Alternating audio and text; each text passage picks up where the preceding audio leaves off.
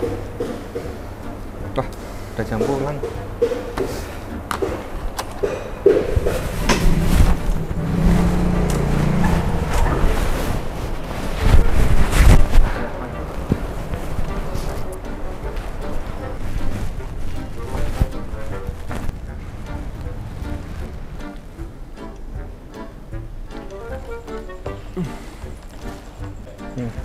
Waduh, apa ini motorku ya? Padahal remote nyambung. Kok gak iso murup? Padahal mau iso.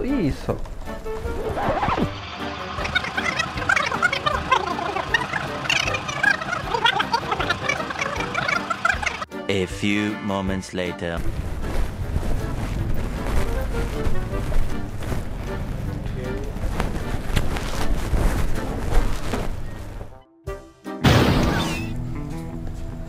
Pernah ngalami kejadian kok gini lur?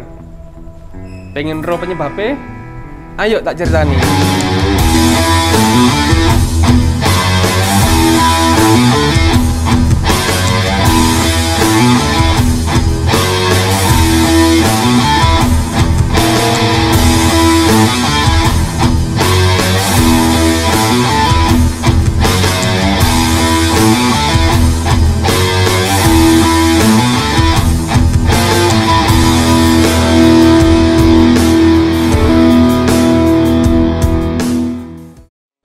Nah lur, di sini saya akan menjelaskan kenapa motor ini tidak bisa hidup, tidak bisa di starter.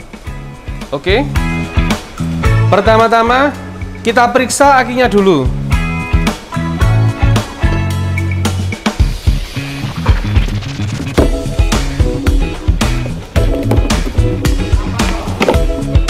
Kita periksa tegangan akinya terlebih dahulu menggunakan avometer.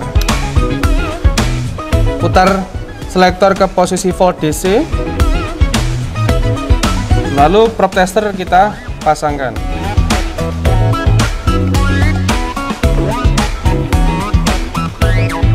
Benar saja lur, motor ini tidak bisa hidup karena tegangan akinya cuma 7,5 volt.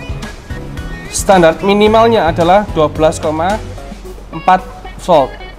Baik, di sebelah saya ada dua jenis aki. Yang pertama ada aki basah.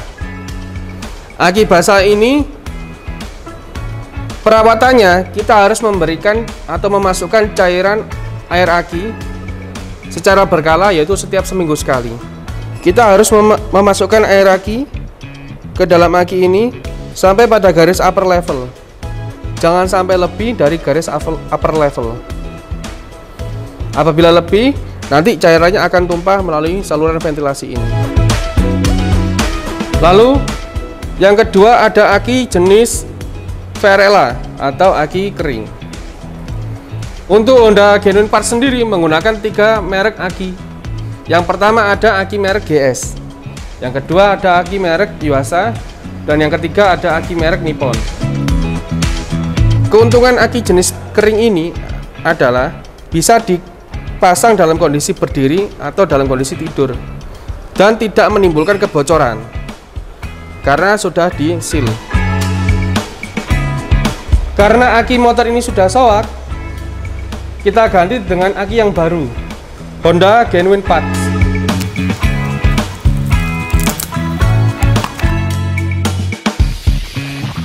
Saya punya tips lur, supaya Anda tahu apakah ini aki lama atau aki baru.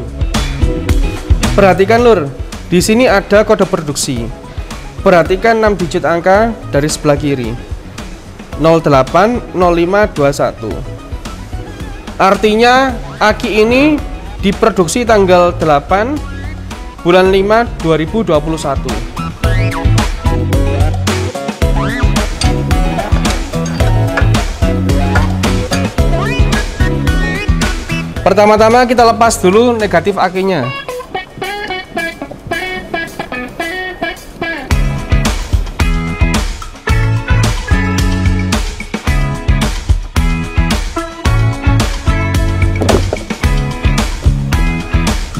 Benar saja aki ini sudah soak.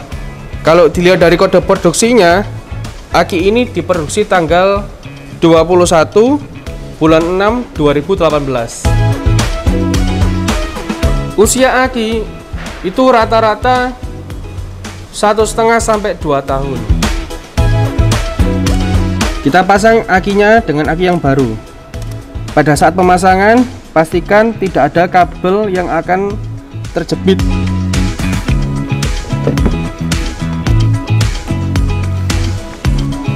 Selanjutnya kita pasang kabel positif aki terlebih dahulu.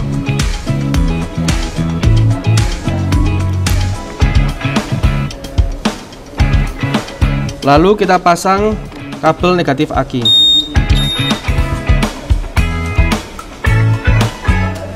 Kita pasang lagi tutupnya, SCS-nya kita rapikan. Lalu kita pasang cover penutup aki.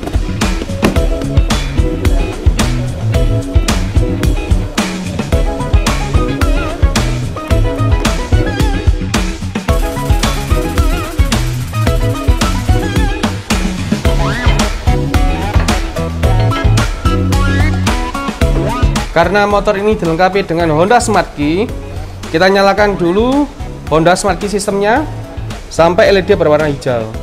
Kita tekan tombol starternya. Smart Handle Lock kita putar ke posisi on.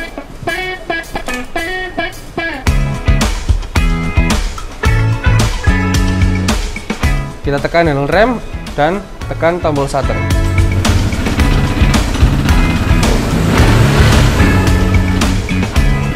Motor sudah berhasil dinyalakan.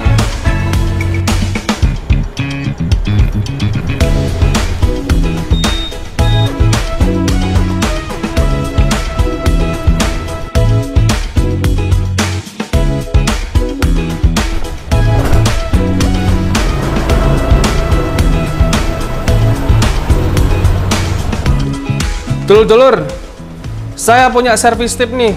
Bagaimana cara merawat aki supaya aki tidak drop atau soak bagi pengguna motor yang dilengkapi dengan Honda Smart Key.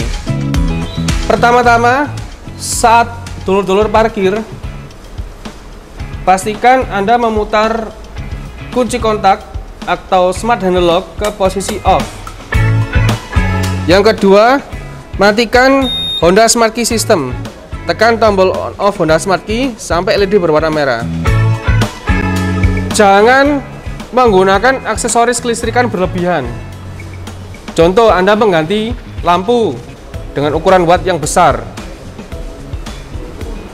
mengganti klakson, menambah speaker, dan lain-lain. Tips yang ketiga, lur, dari saya, panaskan motor secara berkala pada saat pagi hari, bertujuan untuk menjaga sirkulasi oli. Yang kedua, bertujuan untuk menjaga daya aki tetap prima.